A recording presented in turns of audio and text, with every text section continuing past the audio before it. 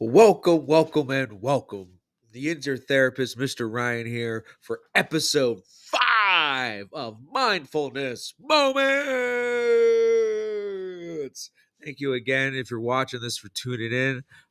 Hopefully, we'll continue to build an audience. The more consistently I am able to release these kinds of things, and the more of that good mental health stuff that I get to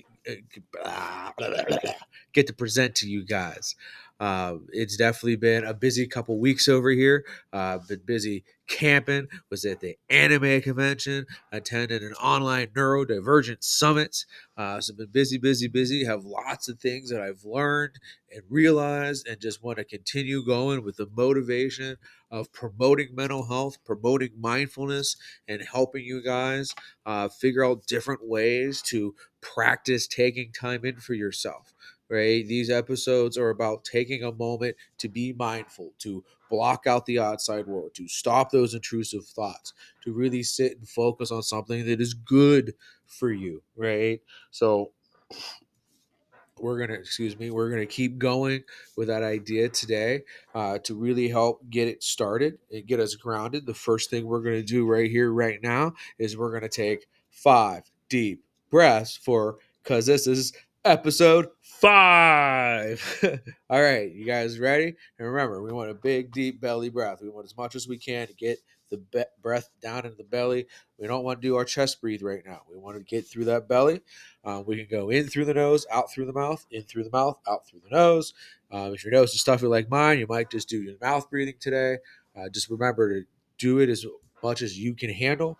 You don't have to match how long I inhale, how long I exhale. The big thing is we're just trying to slow the breath down and take a moment to ground and collect ourselves as we begin here today. Okay, so 5 deep breaths. You guys ready? All right, here we go.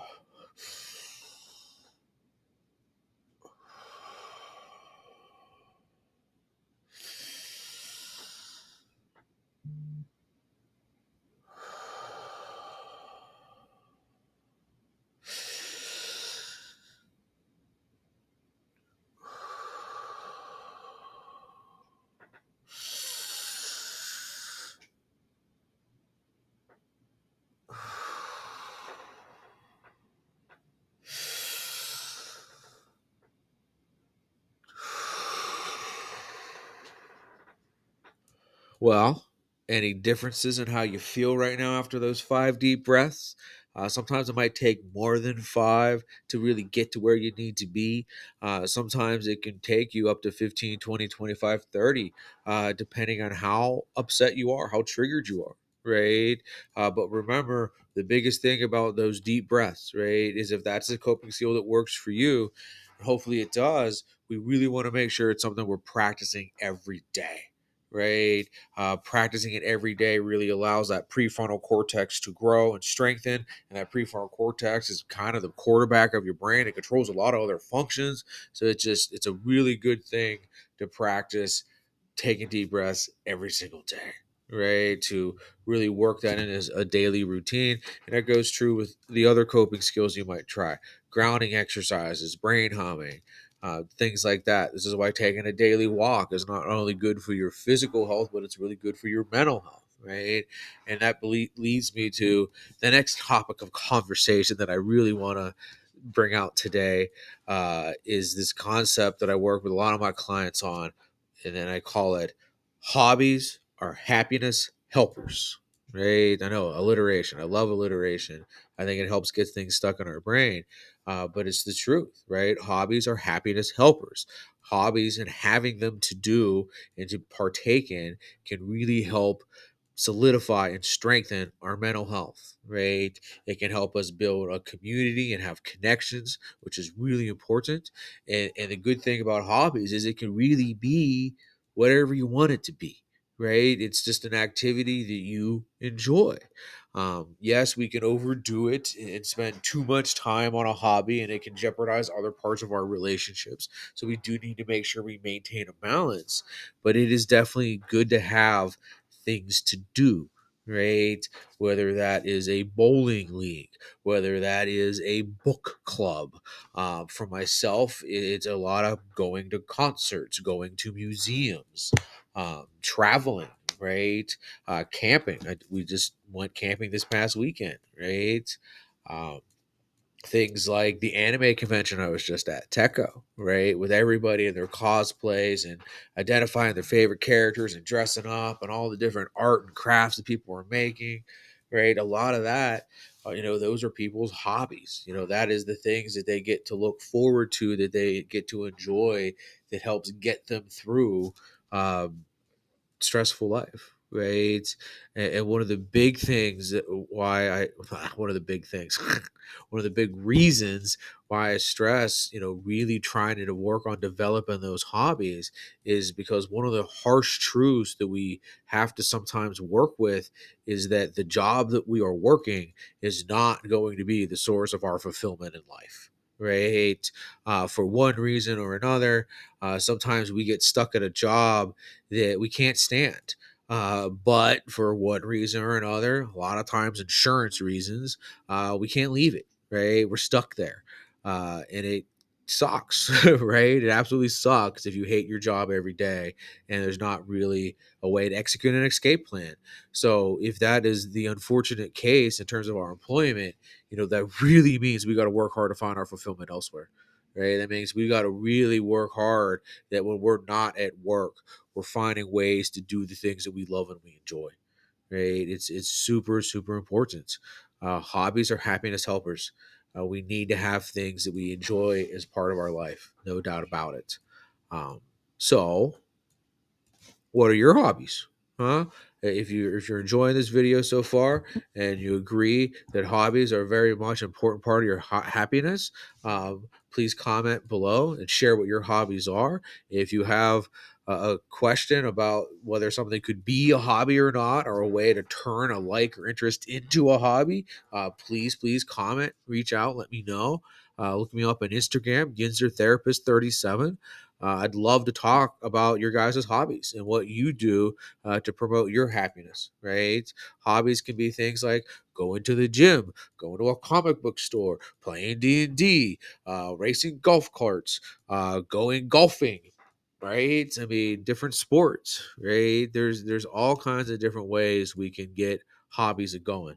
And there's a lot of different places that we can meet and find for those side hobbies, right? So this is definitely, hopefully, my advertisement and my promotion of the importance of developing those hobbies. So now that we've spent some time talking hobbies and establishing the idea that hobbies are happiness helpers, I feel like it's time to make sure, because this is mindfulness moments, to do a mindfulness exercise. And per usual, I'd like to do this with the assist of a drum. Today, we're going to be using my steel tongue drum. And the goal is going to be kind of the way it's been for the previous episodes, right? We're going to sit here and listen to the drum. We're going to work hard to block out the intrusive thoughts and any kind of distractions. And we're going to try to remain focused on the drumming. It's okay if the brain does wander. It is going to happen. The trick is to catch it and go, oh, no, brain, I'm not thinking about that. I want to listen to the drumming.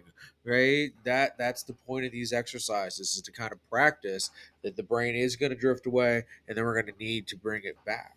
And the thing to remember is, when we're trying to talk mindfulness and ways to practice it, mindfulness is really focusing on any singular thing, being in the present and the now, right? This is a mindfulness exercise focusing on a drum. You can do a lot of different things mindfully. You can shower mindfully. You can eat mindfully. You can drive mindfully. You can listen to music mindfully, right? There's a lot of different things you can do very mindfully. Any kind of activity where we're trying to focus on what we're doing right here, right now, and not getting lost in thought, not drifting off to la la land, not worrying about something that's happening, not fretting about something that has happened, right? It's about staying in the here, in the now, right? And these kinds of exercises are practice, right? That's why I'm making these kinds of videos, is to promote that idea of how important it is to take some time in for yourself on a daily basis, right? So as like before, I'm going to go ahead and start drumming. I'm going to drum for about 5-ish minutes. Really try to see what kind of thoughts you're having, how hard it is to keep them at bay, how easy it is, right? Is it easier because the drumming is awesome and you jive with it? Is it a tough thing before you because it sucks and it's annoying, right? Is it easier for you to be mindful when you're eating or when you're cleaning or something, right? Let's just keep thinking that idea about mindfulness as I sit here and play a little bit. Okay, here we go.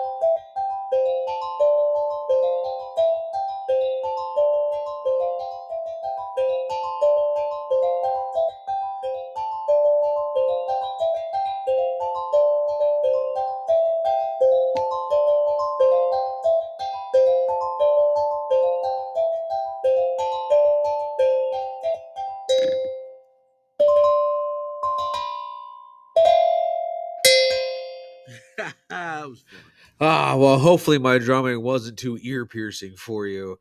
I know I'm not the best drummer in the world, but I sure have a lot of fun doing it. And sometimes that is the point of a good hobby, right? Is that it isn't something maybe that you're the best at, but it's something you definitely enjoy, right? And drumming for me is a very mindfulness activity. When I'm drumming, I'm very much focused on the drum and what I'm doing and the vibrations that I'm getting from it. I'm not thinking about life and the stressors and the bank account and this and the kids and the wifey and you know what I mean. None of those things. I'm focusing on just the drumming. So for me, drumming is a great hobby, a great mindfulness activity, something that I really use as a part of my self care. That's why I own several different drums. That's why one of the things I want to do with some of my workshops is combine the art of percussive healing with traditional talk therapy. So if you think you're interested in having me come present at your business, place of work, your school, your church, your organization, your club, please, please, please comment, reach out, let me know. I would definitely love to come teach these skills and teach these ideas in person. Right. So, with that said, we are going to work into our closing segment here. This might be one of our shortest episodes, but that's okay. The important thing is just to continue to promote the goodness of mental health, continue to talk mental health, and work hard to break this stigma about mental health in this country, right? Mental health is one of those things that we don't talk enough about. We don't share enough about with our friends and our family what we're dealing with and what we're struggling with, right? And that's definitely one of the goals of this kind of programming, is to get those conversations about mental health going, to teach you guys what to look for, what the signs are, and different strategies you could use to really promote your own mental health, right? Because one of the big gist of my whole therapy practice and exercise and belief is this idea that if I can make my corner of the world sparkle, right? And I can make it sparkle so hard that it's infectious, that it makes you make your part in the world sparkle. And both of ours are sparkling real hard. Maybe our neighborhoods, our city can sparkle, and then maybe Western PA can sparkle, and then maybe right. You just keep building from there. We need more kindness, more generosity, more patience, more understanding, more empathy in this country. We need to work harder, take better care of each other, for real, for real. And I hope these episodes can kind of help us break the stigma of mental health, get those conversations going, and help promote and encourage you guys to find your own therapist, right? To find your own support system, right? These shows and these episodes are definitely not meant to replace traditional in person talk therapy, right? This is kind of like icing on the cake. This is the topping to the sundae. These are things to utilize and to promote your self-care and enhance your therapy and to make it stronger, not replace it. I hope that we're learning and growing together, and we're developing a good understanding of different coping skills and different aspects of mental health. I think one of the big takeaways that I'd like to make sure we stress today is how much existence takes effort, right? And I think we might be able to agree that it takes way more effort nowadays than it ever should, right? But existence takes effort, and you have to put forth the effort to take care of yourself, to make those investments in yourself. You just got to do it sometimes. The word I use often with my clients is having to manufacture it. That you just have to kind of do the thing that you know is good for you, even maybe if you don't want to. Another way of looking at it is being devoted to yourself, devoted to your mental health, devoted to your self care, right? Because a lot of times we talk about, I'm waiting for the motivation to strike me so I can go on my walks, or, oh man, I need motivation to go to the gym. And I argue that sometimes motivation is never going to come, that some of those things to get going and those good habits, we got to manufacture it. We got to be devoted to it. We got to just do the thing. And sometimes that's really hard. And sometimes that is just impossible. And that's where having self compassion, having self grace comes in. And it's a balancing act, right? And I hope that by creating these episodes and trying to promote this kind of mental health, that it helps you guys be kind to ourselves when we can't do it. be understanding when we're trying but failing, but to never give up and to keep working on it and keep being persistent and keep working to find that thing, that time in, that way to soothe your soul so you can have good, strong mental health. Because we definitely need more of it in this world. That's for sure, for sure. So, I guess one final thing that I have to do is the same as self promotion, because I am hosting an online workshop coming up here in less than a month now. The workshop will be on September 29th. That is a Thursday. It'll start at 7 p.m. It will be held Eastern. It'll be held on Zoom. It will be recorded, so there will be a replay available for everybody that purchases a ticket. Tickets are only $10. You'll find the link to be able to purchase them in the comments below. And it is at talktotrauma.eventbrite.com. Um, so I hope to see some of you there, right? I hope that these episodes are kind of cluing you into what it would be like to work with me. And if you like it, let's reach out. Let's see, find ways to continue to work together. One of my dreams is to turn this into a TED Talk. So hopefully, I am working out the kinks of presenting and being myself and learning to speak and go after these things. And I'm creating interesting, exciting content. So please, please don't forget to like, comment, subscribe. Let me know when I'm doing good. Let me know when I'm doing bad. And hopefully, I will be able to keep going with the weekly idea. And you'll see me back here again for episode number 6 next week. Well, thank you so much, folks. Have yourselves a wonderful day. Thank you so much for tuning in. Peace.